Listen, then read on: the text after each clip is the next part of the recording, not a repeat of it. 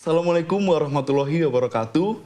Halo sahabat bahasa, kembali lagi kita pada siniar kita dan bahasa. Nah, pada episode kali ini saya Priyo Joko Purnomo akan mengajak jalan-jalan mendengarkan cerita dari narasumber yang kita datangkan pada hari ini. Nah, sebelumnya saya mengucapkan selamat tahun baru 2022 Masehi. Semoga apa yang diinginkan dan dicita-citakan oleh sahabat bahasa bisa terwujud dan tercapai pada tahun ini. Baik, sahabat bahasa, jika beberapa episode yang lalu kita mendatangkan Bapak Asep Juanda, Kepala Kantor Bahasa Provinsi Kepulauan Riau.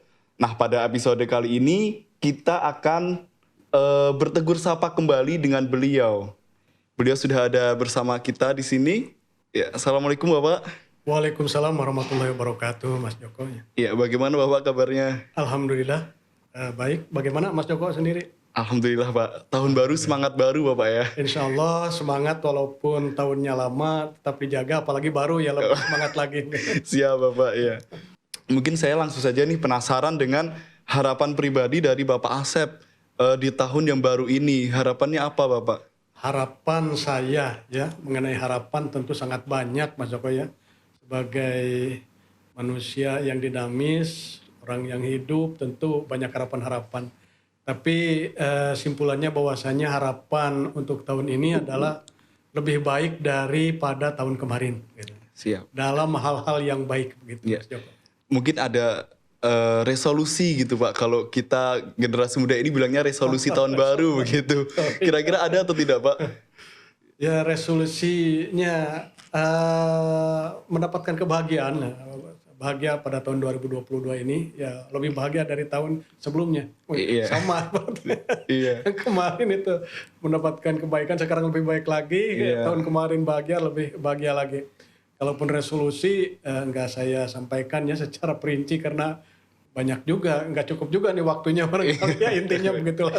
Intinya yang baik-baik semoga tambah baik lagi Bapak ya. Betul, Baik. betul. Siap, amin ya rabbal alamin. Terutama usia yang berkah gitu ya juga. Iya. Iya Bapak. Kemudian kalau tadi ada harapan dari Bapak secara pribadi, kemudian harapan sendiri untuk Kantor Bahasa Provinsi Kepulauan Riau Bapak, untuk 1 tahun ke depan ini kira-kira bagaimana harapan dari Bapak? Harapan untuk Kantor Bahasa Kepulauan Riau, saya punya harapan yang sangat besar berkaitan dengan Kantor Bahasa Provinsi Kepulauan Riau, bahwasannya dapat menjaga dan memartabatkan atau memuruahkan bahasa negara kita. Terlebih bahwasannya Kantor Bahasa Kepulauan Riau ini kan terletaknya di perbatasan ya dengan negara-negara tetangga ya, diantaranya yang paling dekat Singapura dengan Malaysia begitu.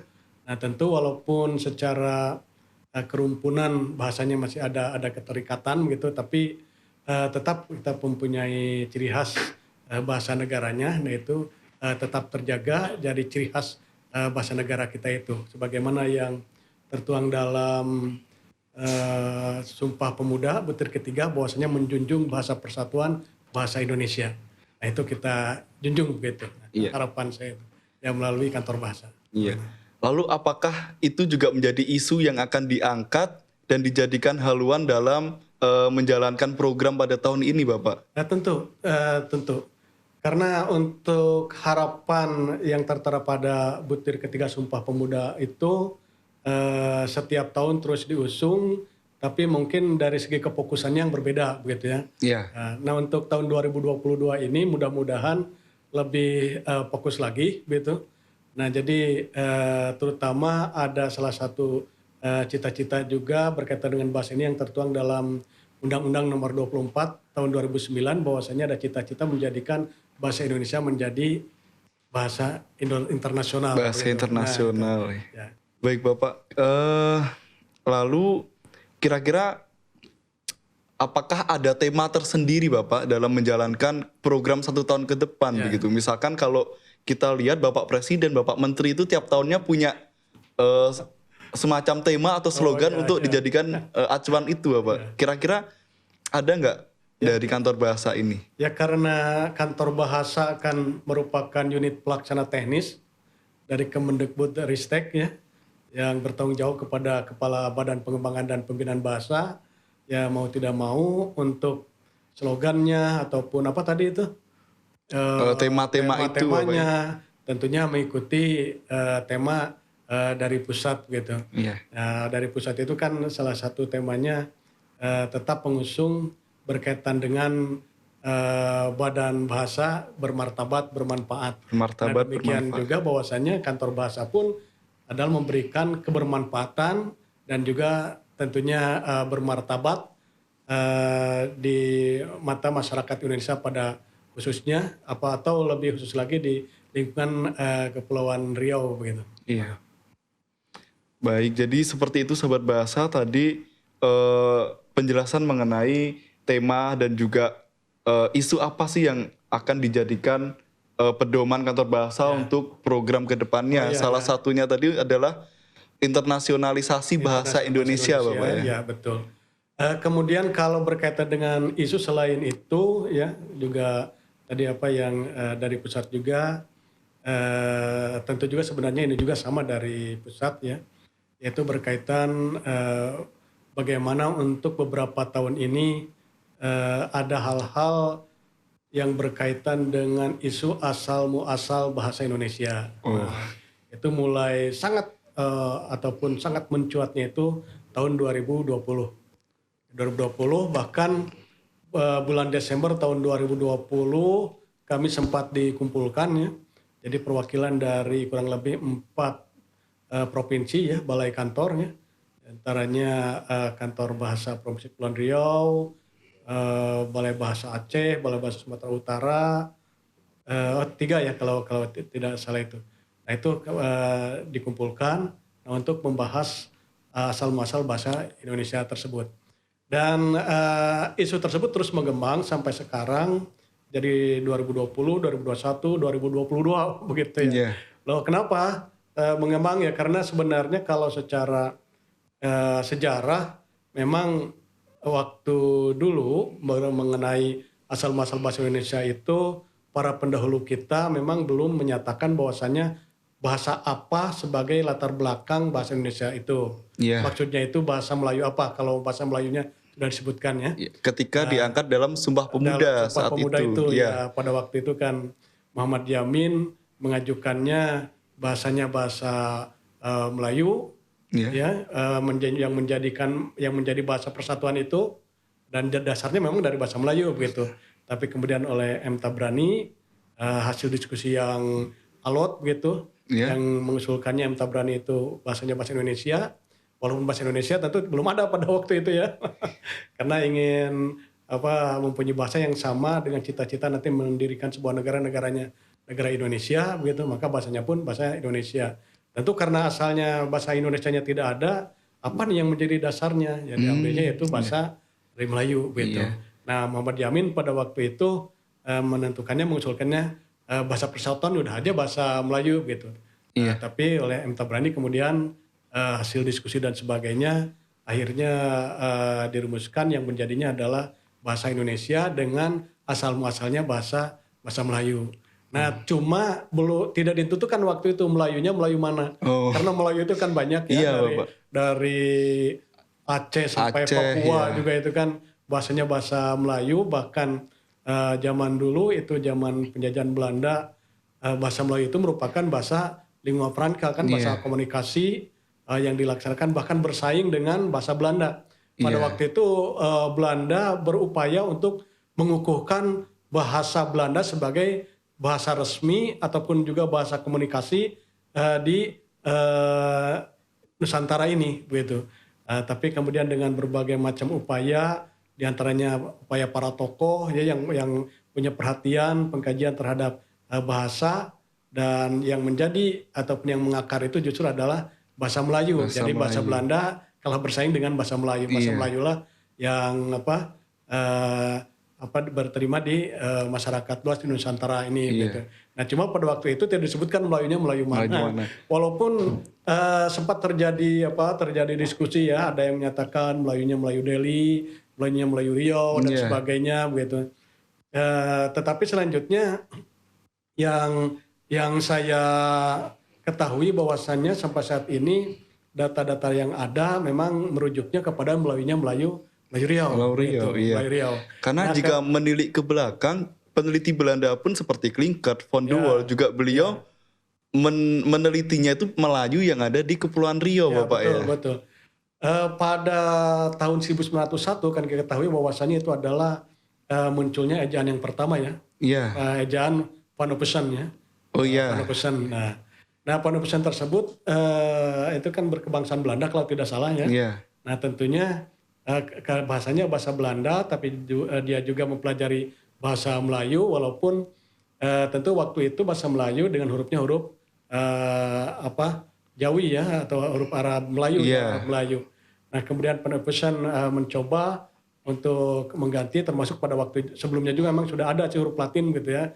Nah bagaimana mengupayakan ejaan tersebut bahasa Melayu itu ke Keejaan Latin. Keejaan Latin, gitu, Begitu. keejaan Latin. Nah ternyata 5 tahun sebelum Panopticon mengumumkan ataupun juga ya mengadakan ejaan tersebut, itu berkunjung dulu ke Kepulauan Riau. Ya, kemana Kepulauan Riau-nya? Yaitu ke Penyengat. Ke Pulau Penyengat. Ke Penyengat. Itu 5 tahun mengkaji dan sebagainya. Nah kemudian setelah 5 tahun dari itu ya ada ejaan Panopticon tersebut gitu. Iya. Ya walaupun beberapa tahun ke depannya memang Panopticon mengajar bahasa tersebut di berbagai wilayah, termasuk di wilayah ataupun provinsi lain seperti Sumatera Utara dan sebagainya gitu. Tapi yang diajarkan oleh Panopticon itu dasarnya dari mana begitu kan? Oh, Nah, iya. itu kan bagaimana kita misalnya menuangkan istilahnya itu teko itu apa ya? Nah itu ya tempat air misalnya Iya. ya, ataupun botol lah, katakanlah itu botol. Nah tentu tidak semata-mata botol itu dituangkan kalau tidak ada airnya kan. Iya. Nah Airnya ini bersumber dari mana itu, bersumber dari Bapak, mana ya? begitu ya.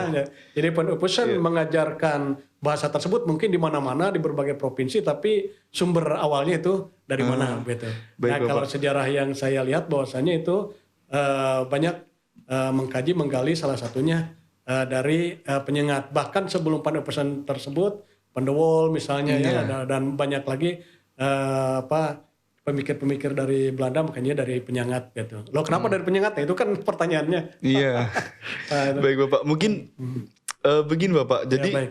berkaitan juga dengan isu yang tadi dibahas oleh Bapak mengenai internasionalisasi bahasa Indonesia, Ya, ya. kemudian juga isu mengenai asal muasal bahasa Indonesia itu sendiri. Ya, ya. Kemudian ada nggak hubungannya dengan program unggulan yang akan dijalankan oleh kantor bahasa pada 1 tahun mendatang ini, Bapak?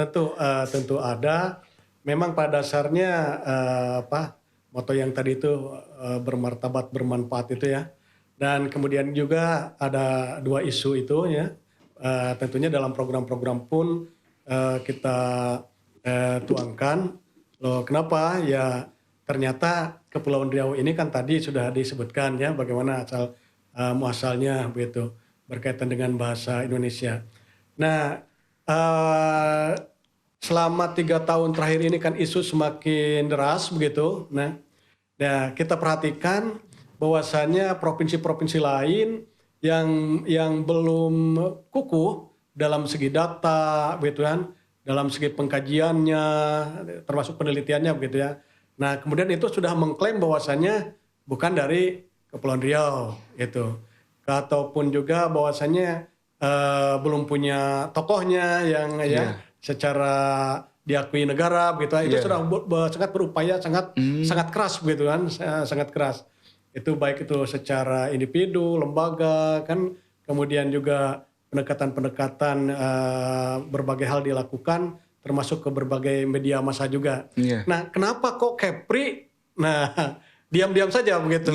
Padahal di Kepri sudah ada bahwasannya tokohnya sudah ada disebutkan, bahkan sudah menjadi pahlawan nasional, salah satunya berkaitan dengan bahasa dan sastra ya, itu Raja Ali Haji.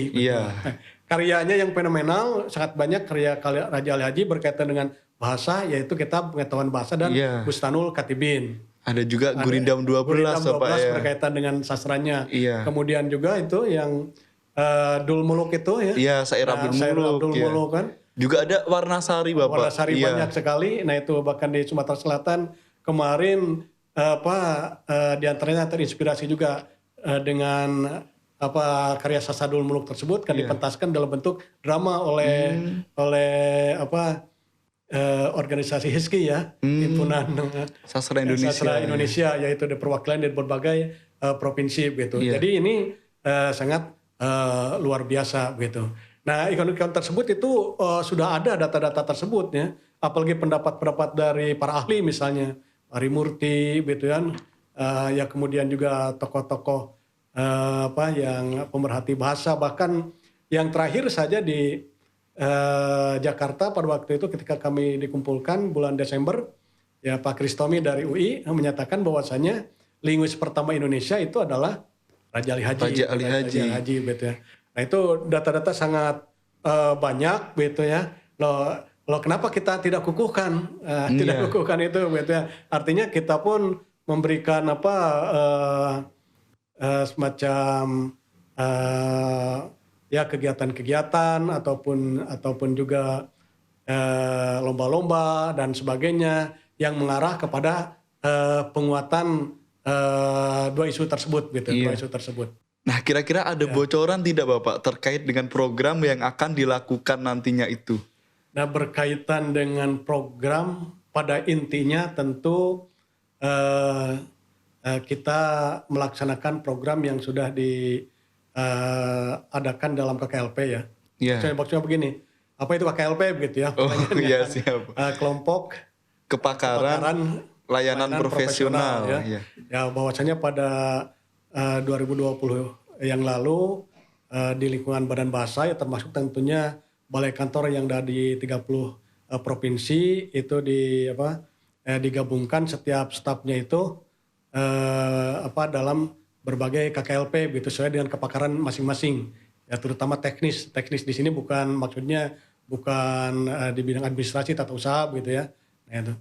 Dulu kan adanya pengkaji peneliti, sekarang peneliti sudah pindah ke BRIN, pengkaji juga untuk 2022 katanya ditiadakan ya karena nomenklaturnya dekat-dekat ke masalah kepenelitian begitu. Nah itu dulu 10 KKLP. Nah kemudian untuk tahun sekarang itu mengerucut menjadi 8 KKLP, kelompok kepakaran itu.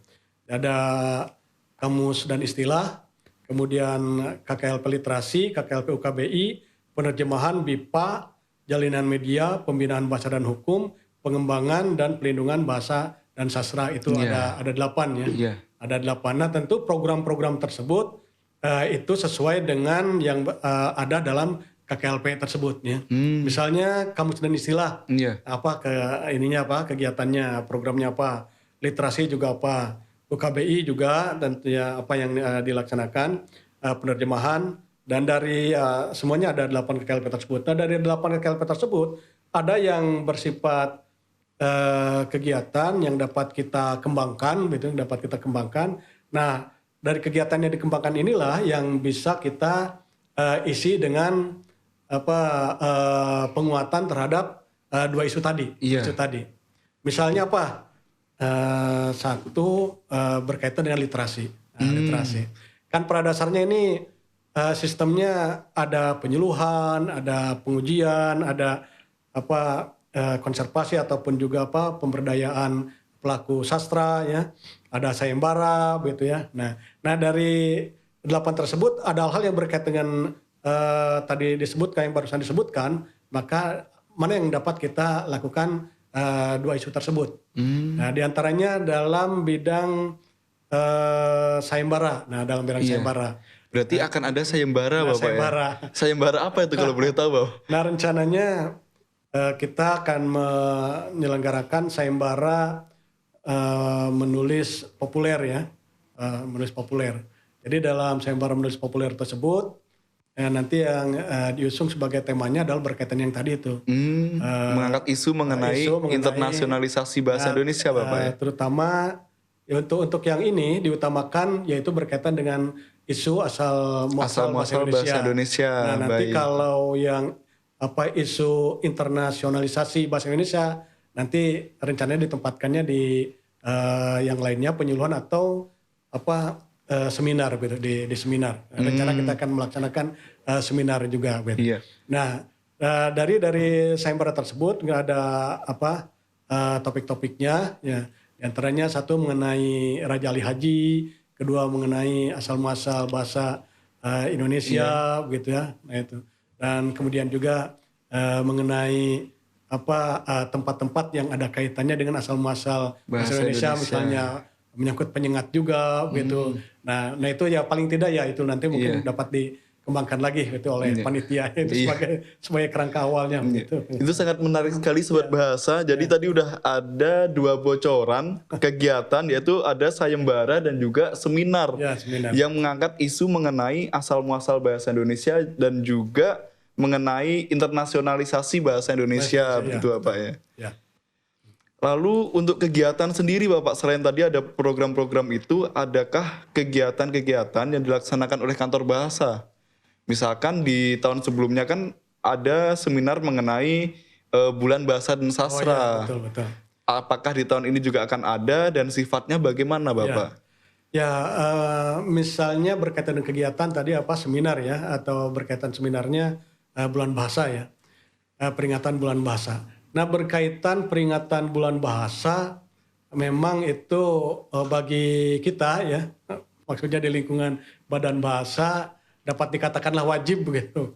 Artinya setiap tahun itu selalu berulang dilaksanakan ya. Ya lembaga kebahasaan juga tentu melaksanakan hal serupa, cuma jenisnya berbeda ya kegiatannya begitu. Karena ini kalau tidak salah dimulai tahun 1980-an. Nah ini mulai ada peringatan-peringatan terhadap peringatan Bulan Bahasa dan Sastra gitu. Loh kenapa bulan Oktober misalnya nanti? Karena insya Allah akan dilaksanakannya bulan Oktober ya. Karena berkaitan dengan tadi si Sumpah Pemuda Puteri ketiga menjunjung bahasa persatuan bahasa Indonesia.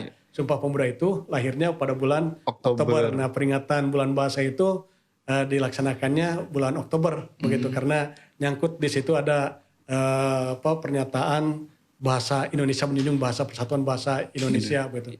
Iya baik Bapak, jadi setelah tadi sahabat bahasa mendengarkan informasi mengenai kegiatan dan program yang akan dilakukan oleh kantor bahasa. Selanjutnya kira-kira apakah ada kendala dan juga siasat apa yang akan dilaksanakan oleh kantor bahasa Bapak? Baik. Tapi sebelum ke situ Mas Joko, itu yang disampaikan tadi beberapa program atau beberapa kegiatan. Tapi kalau keseluruhan tentu lebih dari itu ya. Dari itu. Karena KKLP-nya saja tadi 8 ya. Ya tentu per KKLP ada beberapa kegiatan. Sementara yang tadi disebutkan program hanya beberapa. Yang hanya untuk bocoran Bapak. Baiknya. Ya berkaitan dengan kendala dan siasat. Menyiasatinya begitu dari kendala tersebut. Tentu setiap pelaksanaan program itu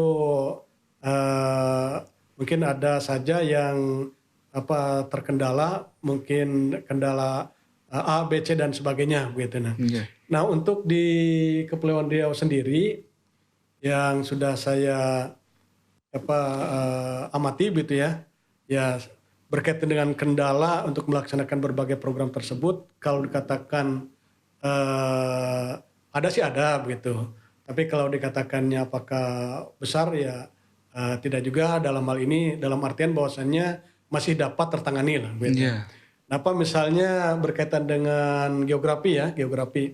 Karena Kepulauan Riau ini kan terdiri atas daratan dan lautan, yang lebih luasnya lautan.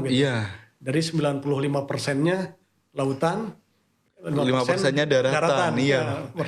Daratan. Nah artinya dalam kegiatan-kegiatan tersebut tentu akan terjadi perjalanan ya dari satu titik ke titik lainnya yang melewati lautan itu. Nah sedangkan melewati lautan tentu kita pun akan terkendala dengan cuaca. Mungkin kemudian mobilitas juga Bapak ya. Juga ya. Ketika cuaca mungkin hujan besar ya, hujan deras. Misalnya ketika kita mau menggunakan transportasinya pesawat. Nah ini mungkin salah satu provinsi yang dinas luarnya satu provinsi sering menggunakan pesawat. Iya. Jadi tidak semua provinsi dalam melaksanakan dinas luarnya satu provinsi itu di satu provinsi itu menggunakan pesawat Iya. banyaknya darat ya. Kalau Iya. di sini ya darat juga laut juga udara. Gitu, nah ketika hujan besar ya kalau ataupun hujan besarnya yang sangat berisiko dianggap berisiko berdasarkan ya maskapai tersebut misalnya tidak dapat dilanjutkan penerbangannya atau ditunda ya itu berarti kita selesai berarti dulu. Kemudian yang kedua misalnya juga terkendala cuaca ombak besar ya. Ombak besar kan kalau kita lihat informasi dari BMKG di beberapa kabupaten katakanlah menjelang Natuna ataupun juga Anambas ya ada yang gelombangnya itu 7 meter gitu ya. Mulai dari 4 meter sampai 7 meter begitu kan. Kalau menggunakan kapal laut bagaimana ya? Kalau ke Natuna misalnya bisa langsung pakai pesawat udara, tapi kalau ke Anambas kan selain ke naik pesawat juga nanti menyambung menggunakan laut, transportasi laut Bapak ya. Nah, itu kemudian juga kendala yang paling utama masa-masa sekarang mulai 2019 adalah berkaitan dengan COVID itu ya. Dengan COVID itu. Karena masih bersahabat dengan COVID Bapak ya pada tahun ini ya. Nah itu kendala. Tapi kalau berkaitan dengan hal yang lainnya ya alhamdulillah SDM kita sangat mumpuni ya. Kemudian juga fasilitas dan yang lainnya sudah dapat sangat mendukung terhadap pelaksanaan tersebut begitu. Itu paling tidak 3 hal besar tersebut begitu. Nah untuk menyiasatinya bagaimana? Nah maka yang pertama adalah melihat cuaca dulu cuaca. Kemudian yang kedua berkaitan juga informasi penyebaran COVID itu. Ya. Nah berkaitan dengan cuaca kan biasanya yang jadi riskan itu sekitar bulan akhir-akhir tahun ya. Iya Bapak. November, Desember begitu. Bahkan mungkin hingga Januari juga hingga Bapak. Januari juga ya. Nah berarti program-program tersebut diupayakan untuk tidak dilaksanakan pada bulan itu. Atau walaupun harus dilaksanakan berarti di tempat yang memang memungkinkan. Misalnya di wilayah yang dekat kantor lah satu daratan misalnya di Bintan atau di Tanjung Pinang. Nah itu ya. Itu kalau terkait cuaca ya, Nah kemudian kalau terkait COVID misalnya, nah kita sampai saat ini kita udah berpengalaman ya melihat fenomena kapan naik turunnya COVID tersebut. Nah biasanya itu kan dirintisnya dari bulan Desember ya. Nah itu dirintis misalnya itu dengan alasan bahwasannya ada varian baru gitu ya, karena berkaitan dengan masyarakat menyambut tahun baru ya. Kemudian juga Natal dan sebagainya sehingga dianggap adanya mobilitas dengan tiap masyarakat semakin padat gitu ya. Semakin banyak mobilitasnya itu. Nah, kemudian itu berkembang nanti menjelang April nanti itu Idul Fitri. Puncaknya Bapak. Idul Fitri. Biasanya itu kan sekitar Maret ya. Nah, nyambung April, Mei, Juni, Juli biasanya. Nah, tahun kemarin kan puncaknya Juli. Nah, jadi kita berkaitan COVID kita menyiasatinya berarti kalau memang cuaca untuk Januari tadi kata Pak Joko sampai Januari juga gitu ya. Tapi mudah-mudahan di akhir Januari misalnya udah agak-agak reda ya misalnya itu. Nah kita dapatkan laksanakan program tersebut misalnya dari Januari, Februari, Maret. Nah sampai Maret biasanya kalau April kan ini ya ibadah puasa ya berkaitan ibadah puasa terbatas dalam artian bahwasanya di antara teman-teman pun banyak yang ingin fokus ke pelaksanaan ibadah puasa tapi bukan berarti tidak produktif dalam kantor ya karena kan dari kegiatan 3 bulan ini kita bisa dilaksanakan pada bulan Aprilnya itu misalnya menyusun laporannya ataupun juga dengan kegiatan hal-hal lain yang tidak dilaksanakan dengan dinas luar misalnya itu ya kan bisa dilaksanakan ya ataupun dengan kegiatan-kegiatan yang menghimpun banyak orang gitu atau kepanitiaan gitu banyak di bulan ini banyak itu dilaksanakan kegiatan lain. Nah Mei biasanya kan berkaitan dengan Idul Fitri ya. Nah Mei kalau tidak salah sekarang itu tanggal 2 atau 3 ya Idul Fitrinya. Nah 1 minggu setelah itu juga kan biasanya masih ini ya ada yang mudik dan sebagainya. Kecuali kalau ada larangan lagi. Jadi belum efektif Bapak ya. Mungkin 3 minggu itu setelah itu mungkin agak efektif. Nah mungkin juga COVID udah agak turun juga gitu itu. Tapi kalaupun tetap tinggi, nah kita siasati juga nih kira-kira kegiatan apa yang dapat dilaksanakan. Iya. Kalau tidak dapat dilaksanakan ya otomatis sudah dulu saja nanti Iya. sudah ada gambaran dari pemerintah. Misalnya yang menangani COVID itu sudah agak reda baru kita laksanakan. Iya. Tapi pengalaman tahun yang lalu bahwasannya kita padatkan ini di awal tahun. Jadi akhir Januari, Februari, Maret itu padat. 3 bulan itu padat kegiatan. Ya, jadi kemudian April, Mei agak reda. Nah Mei, Juni, Juli itu juga agak kurang juga. Kenapa? Karena tahun kemarin juga COVID meningkat ya. Itu jadi ada zona-zona itu.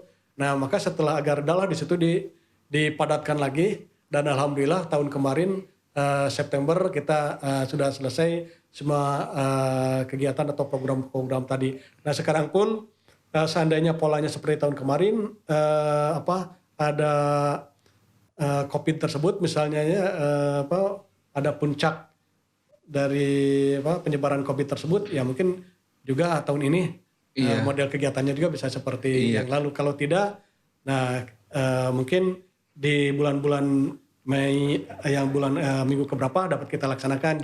Juli juga tahun kemarin mungkin puncaknya COVID sekarang tidak. Nah itu juga dapat kita laksanakan. Tapi dari program yang telah kami susun ya bahwasannya itu sampai bulan Agustus itu kegiatan-kegiatan program-program itu dianggap sudah selesai. Nah kenapa kok Agustus? Karena kalau September, Oktober, November itu sebagai cadangan. Kalau di antara bulan tadi itu banyak yang terganggu itu ya kegiatan-kegiatan program itu. Jadi di September, Oktober masih bisa dilaksanakan. Walaupun sebenarnya September, Oktober juga ada kegiatan, tapi tidak sebanyak yang bulan yang lainnya. Misalnya bulan September rencana kita juga ikut melaksanakan kegiatan Festival Sastra Gunung Bintan. Itu kerjasama dengan beberapa komunitas dan juga beberapa dinas ya. Yang ada di Kepulauan Riau, Pak ya. Kepulauan Riau betul. Sebagaimana tahun kemarin kita bekerja sama dengan Yayasan Jambi Mas, kemudian Dinas Kebudayaan, Dinas Kearsipan dan Perpustakaan Provinsi Kepulauan Riau gitu. Nah, misalnya untuk Oktober, nah itu yang tadi itu mengadakan peringatan Bulan Bahasa dan Sastra. Iya Bapak, berarti baik adanya kendala ataupun tidak itu bisa disiasati dan ke semua kegiatan bisa berjalan dengan lancar Bapak ya? Alhamdulillah, selama ini dapat disiasati dan dapat berjalan dengan lancar. Ya walaupun kalau ada gangguan-gangguan sedikit kadang ada. Iya, bisa diatasi Bapak ya. Misalnya ketika kita berkegiatan di salah satu tempat ada petir. Oh itu otomatis itu lampu kan padam ya. Tapi kita tahu kalau padam lampu itu karena adanya petir ya misalnya biasanya itu 15 menit atau 20 menit itu nanti akan menyala lagi gitu. Nah itu udah sudah ada persiapan tertentu untuk menangani hal tersebut. Gitu. Nah mudah-mudahan pun demikian tahun 2022 ini pun kalaupun mungkin ada kendala mudah-mudahan tidak ada ya. Ya itu mudah-mudahan itu juga dapat disiasati. Mungkin sebagaimana tahun kemarin atau mungkin ada siasat baru yang lebih efektif gitu. Jadi untuk sahabat bahasa tadi selain ada bocoran tadi adanya sayembara dan juga seminar pastinya akan tetap ada bentuk pelatihan Bapak ya? Ya betul ada pelatihan juga ya. Sayembara saya tambahkan satu lagi boleh? Barangkali di antara sahabat bahasa yang menyaksikan ya. Nah, rencananya juga akan dilaksanakan sayembara penulisan cerita rakyat atau cerita anak gitu. Berbahasa daerah, berbahasa Melayu berarti Bapak ya. Itu ya. Sebagaimana tahun kemarin sudah dimulai, nah itu hadiahnya lumayan lah. Nanti juga untuk penulisan lomba menulis populer juga hadiahnya lumayan lah. Bagi pemula, bagi yang mahir juga silakan untuk bersaing gitu. Nah tadi kemudian yang tadi itu apa? Jadi ini kira-kira apakah ada pesan dan juga harapan untuk sahabat bahasa Bapak agar para sahabat bahasa ini dapat menyukseskan juga acara-acara kantor bahasa kemudian juga bisa ikut terlibat aktif begitu Bapak? Pesan saya pada sahabat bahasa ya untuk kita bersama-sama untuk mendukung, menjunjung bahasa persatuan bahasa Indonesia untuk di wilayah Kepri salah satunya yaitu dengan selalu memantau berita-berita dari kantor bahasa, baik itu melalui medsos ya, IG, Facebook, begitu, termasuk juga YouTube dan sebagainya.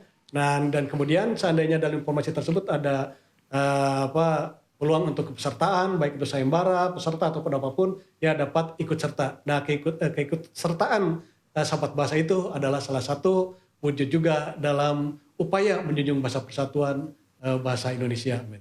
Ya, jadi kami harapkan juga nanti sahabat bahasa tetap terlibat aktif juga Bapak ya. Terlibat aktif. Ya, salah satu penggalian informasi bisa melalui media sosial dari kantor bahasa begitu. Ya, media sosial, laman juga dan sebagainya. Iya. Mungkin ada pesan untuk sahabat bahasa sebelum penutupan siniar kita pada hari ini Bapak? Ya, pesan saya tentunya berkaitan dengan bahasa. Kita punya 3 bahasa yang digunakan, bahasa negara, bahasa Indonesia, bahasa daerah, bahasa Melayu untuk di Kepri ya yang dominannya, kemudian bahasa asing. Maka kita gunakan ketiga bahasa tersebut sesuai dengan kapasitas dan waktu masing-masing sesuai dengan ketentuan yang ada gitu. Karena ketiganya tentu menjadi khasanah kekayaan bahasa kita. Iya. Jadi dengan demikian bahwasanya utamakan bahasa Indonesia, lestarikan bahasa daerah, dan kuasai bahasa asing. Iya. Siap, jadi itu tadi sahabat bahasa pesan dan juga informasi dari Kepala Kantor Bahasa Provinsi Kepulauan Riau. Sekali lagi sahabat bahasa yang ingin mengikuti dan ingin mengetahui lebih lanjut mengenai kegiatan apa saja yang akan diselenggarakan oleh Kantor Bahasa Provinsi Kepulauan Riau, sahabat bahasa bisa memantau melalui media sosial kami, baik di Instagram, Twitter, Facebook, YouTube, bahkan hingga laman kami. Begitu. Siniar kita dan bahasa pada episode kali ini saya akhiri cukup sekian. Baik. Bapak, terima kasih kami ucapkan kepada Bapak Asep, kemudian juga para sahabat bahasa yang aktif mengikuti kami, saya ucapkan terima kasih. Sebelum menutupnya, ada pantun dari saya. Jikalau cakap tuan mainkan, jangan bermain di hari petang. Cakep.